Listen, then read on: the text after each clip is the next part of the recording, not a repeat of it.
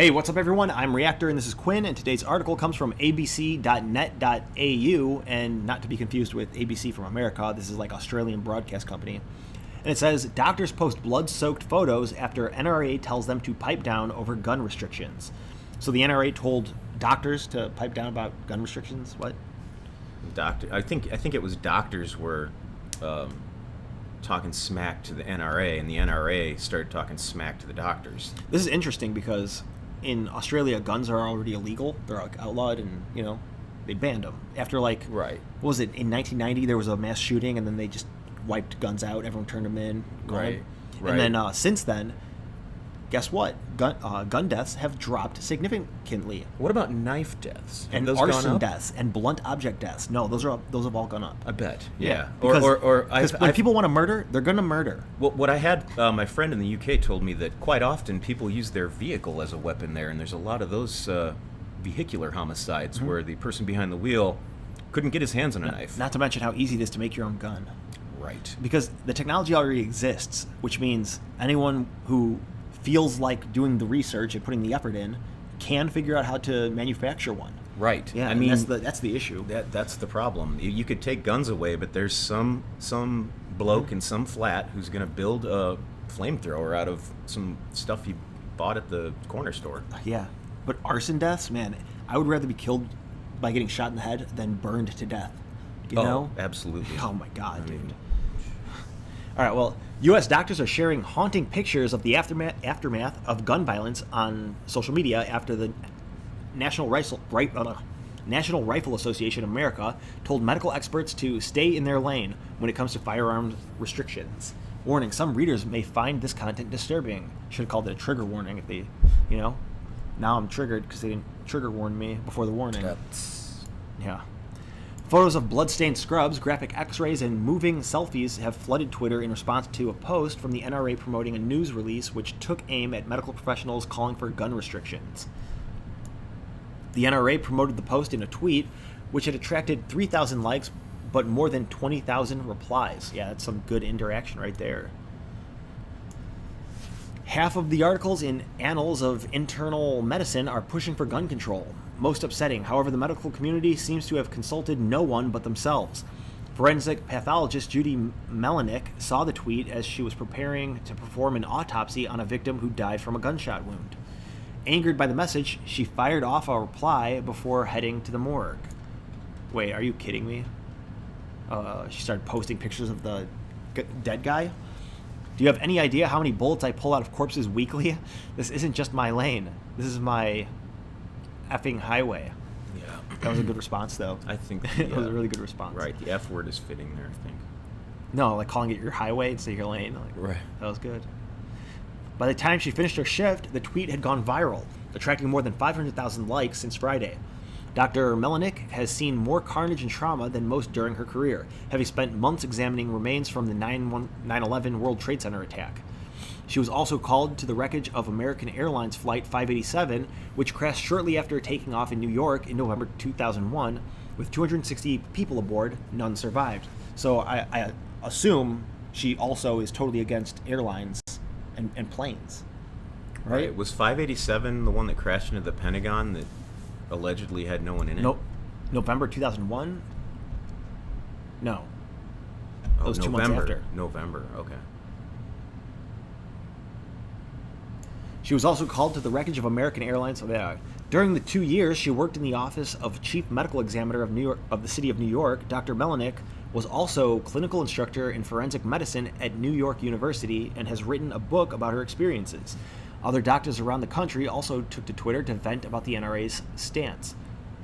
See, you would think that these doctors would be upset with the people who are committing the crimes. Bottom line, I understand the arguments. But the fact is that if some insane individual wants to murder people, he's going to find the weapon that makes it the easiest for him. If guns are illegal, he's going to find something else, like a car, a flamethrower. He's going to set a building on fire while people sleep. Here's the thing, Reactor. If you take all the guns away from everybody on the street, you're relying completely on law enforcement to protect everyone. Yeah. And let's just face it. Law enforcement cannot protect everyone all the time. And there is a dead zone, a time where you need assistance from someone other than law enforcement, probably going to be yourself. I mean, it would be best if there were good people out there protecting the good people. And there are. Yeah. The problem is if those people who actually do know how to use firearms and are trained are not able to help the general public, because I think there's a lot of people that do want to get involved and help people out of a dangerous situation. It just really, it's complicated. So you know? what I was going to say is, if your argument, you should want to, like, people are going to be people. People are going to, crazy people are going to be crazy. Right. So the real issue is that there are people who want to murder people, right? Right. And the other issue is that there are accidental gun deaths, which is also a huge problem. I'm not going to deny that. But you know how you solve accidental gun deaths? Firearm training. Exactly. Extensive firearm training. Like, even police don't have good enough training. Police are idiots when I mean, not all of them, but there are idiots out there with guns because they're police and don't know what they're doing. And what you bring me to here is, like, the fact that I don't want to see this. law enforcement, they're too relaxed on the psychological evaluations of who's being allowed to carry a lethal weapon and use it in public. There is not enough extensive training, and I don't think that a lot of these police are prepared for some of the situations they find themselves in, and they're just buck wild with the trigger. I hate to say it, but they are. Yeah, which is weird. You would think they would have more self-control. I don't even know if it's like a self-control thing. I think that they just are hiring a lot of the wrong people to go out there these days, because it really does. I believe it does take a certain kind of psychopath to go out there and put themselves in harm's way day after day.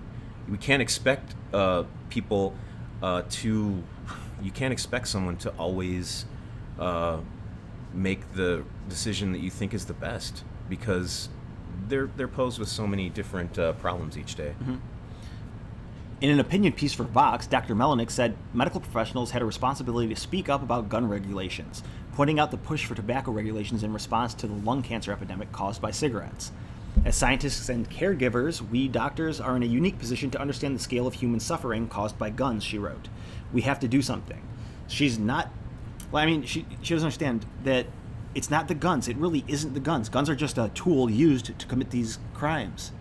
I think that the point I was trying to make before is that if you take all these guns off the street, and the police may actually have more work to do in the event of, say, an emergency or looting, riots, whatever.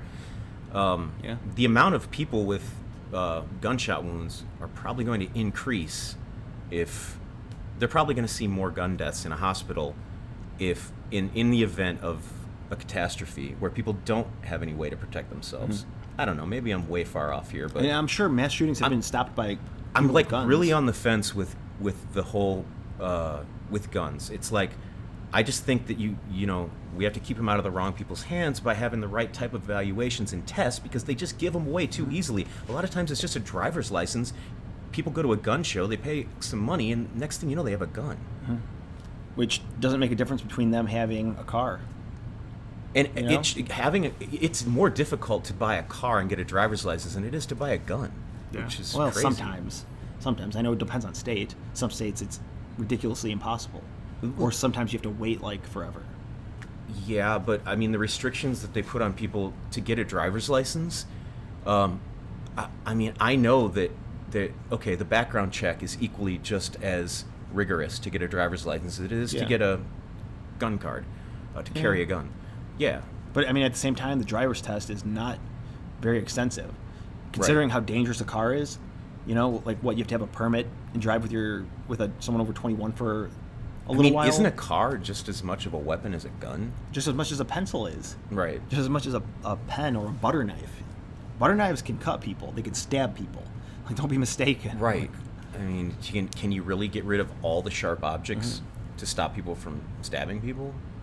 Probably not. Someone's going to make one in their house. There's always going to be weapons. There's always going to be people who want to hurt other people. Right. And that's the issue that we have to figure out. Right. Because we can't uninvent guns. They already exist, And I think that the question is what causes all the violence in the first place, and Well- and my theory is it's testosterone. well, they're wondering why all these mass shootings are like happening more since the 1990s, and I know some people have pointed it out, but you become a star.